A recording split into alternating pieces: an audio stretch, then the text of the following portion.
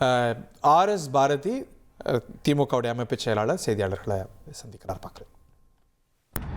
நீதிமன்றம் சிறப்பான ஒரு தீர்ப்பை கொடுத்திருக்கிறது.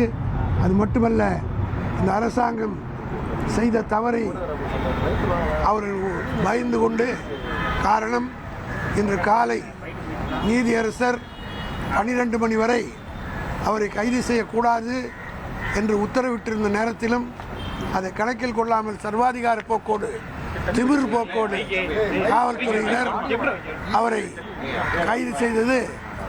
அந்த நடவடிக்கை குறித்து நீதிமன்றம் கோபத்துக்கு ஆளாயிருக்கிறது என்பதை உணர்ந்து இன்றைக்கு அவர்களாக முன் விசாரணைக்குத்தான் நாங்கள் அழைத்து செல்ல போகிறோம் என்பது இது ரொம்ப வேடிக்கையாக இருக்குது.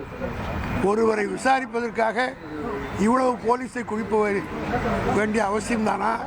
நீங்கள்லாம் மீடியா பீப்புள், உங்களுக்கெல்லாம் தெரியும் எத்தனையோ பேர் விசாரணை நடந்திருக்கு. எந்த விசாரணைக்கும் போலீஸ் ஸ்டேஷனுக்கு கூப்பிட்டா வரப்போகிறாங்க. விசாரணை நடக்கும்போது எதுக்காக இவ்வளோ போலீஸ்க்காக குவிக்கப்பட்டது? எதற்காக தஞ்சாவூர் கொண்டு போய் அவர் விசாரிக்க வேண்டும்?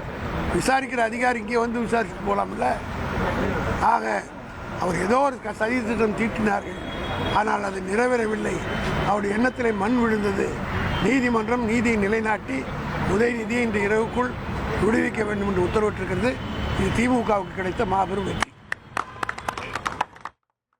இது திமுகவுடைய ரியாக்ஷனை பார்க்குறோம். இப்போ as we speak அவர் தஞ்சை நோக்கி சென்று கொண்டிருக்கிறார். இன்னும் ஒரு சில மணி நேரத்துக்குள்ளே அங்கே போயிடுவார். அங்கே விசாரணைக்கு பிறகு அவர் வெளியே வருவார்னு தெரிகிறது. இனி செல்லும் இடமெல்லாம் செய்தி.